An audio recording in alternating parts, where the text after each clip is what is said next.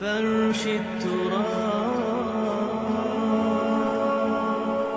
يضمني. اعلان بالفور 1917 یہودی آباد ہونے شروع ہو گئے، اور اصل میں اسی کے لیے خلافت کو منسوخ کرایا گیا۔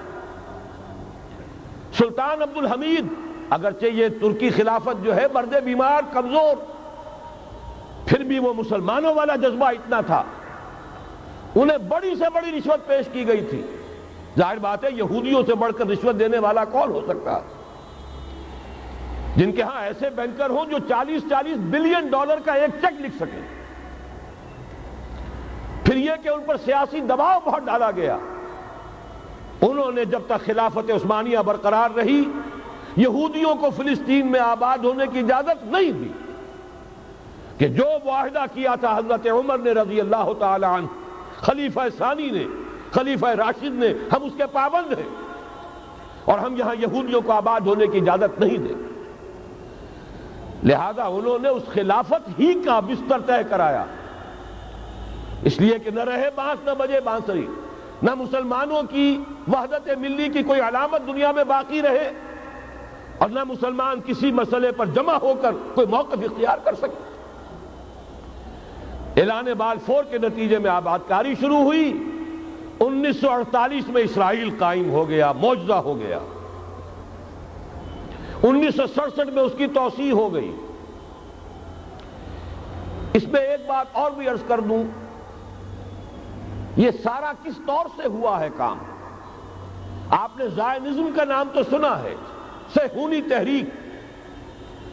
خود اس کا جو بابا آدم تھا، آرڈر آف الومیناٹی، 1776 یکم مئی یہ نظام قائم کیا وائساپ نے، اور اس نظام کے تحت فری میسنری اور lodges of the great Orient قائم کیے گئے۔ یہ سارا ہتھ کنڈا وہ ابلیسی نظام، اس کی تفصیل ایک کینیڈین آتھر نے لکھی ہے کتاب میں، پاونز ان دی گیم۔ یہ سارا دھندا ایک شیطانی چکر ہے، ابلیسی چال ہے، اور اس کے ذریعے سے اسرائیل قائم ہوا، اور اس کی توسیع بھی ہوئی 1967 میں۔ اب یہاں تک پہنچنے کے بعد ان کے پیش نظر بقیہ دنیا کی تسخیر اور اسے فتح کرنے کا معاملہ ہے، اور سب سے بڑھ کر اسلام کی بیخکنی اور اس کا راستہ روکنا، یہ ان کے پیش نظر ہے۔ یریدون لیطفئوا نور اللہ بافواہہم۔ صورت اس وقت کیا ہے؟ یورپ اور امریکہ سے آپ مشرق کی طرف آئیے، پہلے عالم عرب ہے، عرب مسلم ورلڈ۔ مجھے یہ کہتے ہوئے سخت دکھ ہو رہا ہے، پورا عالم عرب وہ فتح کر چکے ہیں۔ وہ عرب ممالک کے جو اسرائیل کے ساتھ کسی میز پر بیٹھ کر گفتگو کرنے کو تیار نہیں تھے، آپ دیکھ رہے ہیں کہ لائن لگ گئی۔ کبھی صرف انور سادات نے ریکگنائز کیا تھا، پوری دنیا میں شور مچا تھا، اس پر لعنت ملامت ہوئی تھی۔ اب تو ایک ایک کر کے، وہ شاہ حسن ہو چاہے شاہ حسین ہو، اب تو وہاں سے ویزے ختم ہو رہے ہیں۔ سعودی عرب اور امارات، انہوں نے جو کچھ کاروباری بندشیں لگائی ہوئی تھی وہ ختم کر دی گئی، ان میں نرمی پیدا کر دی گئی۔ یہ صورتحال ہے کہ واقعتاً ان کی جو عالمی تسخیر کا پروگرام ہے وہ آگے بڑھ رہا ہے، اور بدقسمتی سے امت مسلمہ کا جو قلب ہے، اس امت کا قلب امیین پر مشتمل ہے۔ هو الذی بعث فی الامیین رسولا منہم یتلو علیہم آیاتہ ویزکیہم الی آخر الآیہ۔ حضور بھی امی تھے، انہی میں سے تھے صلی اللہ علیہ وسلم۔ لیکن آج وہ قلب جو ہے عالم اسلام کا، وہ یہودیوں کے شکنجے میں کسا جا چکا ہے۔ اکثر وہاں کے جو حکمران ہیں امریکہ کے ایجنٹ ہیں، سٹوجز۔ یہ حالات جہاں تک عالم عرب کا تعلق ہے، تلخ حقائق ہیں جو بیان کر رہا ہوں، اس لیے کہ آپ کے سامنے رہنا چاہیے۔ یہ جو اقبال نے کہا کہ دنیا کو ہے پھر مار کا روح و بدن پیش، ابلیس نے پھر اپنے درندوں کو ابھارا، اللہ کو پامردی مومن پہ بھروسہ، ابلیس کو یورپ کی مشینوں کا سہارا، یہ دوبارہ ایک بہت بڑے پیمانے پر حق و باطل کا گھمسان کا رنگ پڑنے والا ہے۔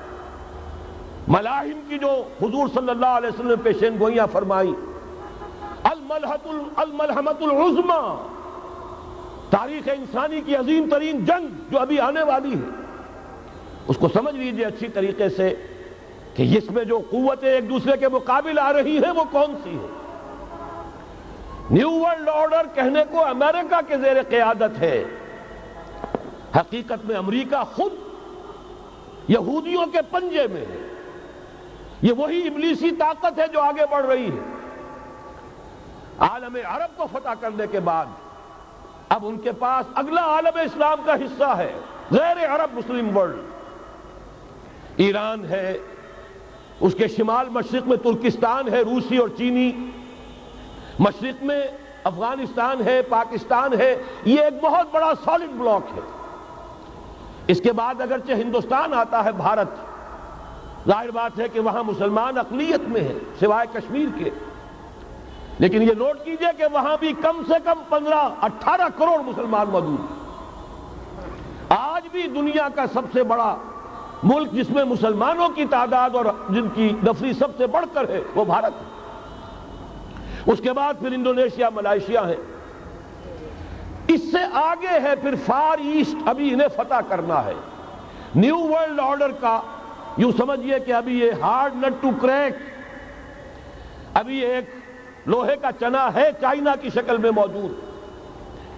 اور مجھے یاد آ رہا ہے ڈی گال کے الفاظ بہت سے لوگوں نے سنے ہوں گے، اس نے کہا تھا کہ ہم نے خامخواہ روس کو اپنا دشمن بنا لیا ہے، وہ تو ہمارا بھائی ہے، وائٹ ریسس، وہ تو بنیادی طور پر یورپین قوم ہے۔ Beware of the yellow masses of the east, تمہیں گھبرانا چاہیے، تمہیں خبر لینی چاہیے، وہ مشرق بعید کے جو زرد رو لوگ ہیں، China, Indo China, Japan, yellow races. ابھی اس نیو ورلڈ آرڈر کے لیے جو فتح عالم اور تسخیر عالم کا پروگرام ہے، اس میں پہلے غیر عرب مسلمان دنیا اور پھر یہ فار ایسٹ کا خاص طور پر یلو ماسز، یہ ہے کہ جنہیں ابھی انہیں ٹیکل کرنا ہے۔ اور اسی لیے میں عرض کرنا چاہتا ہوں، حقائق ہمارے سامنے رہنا چاہیے۔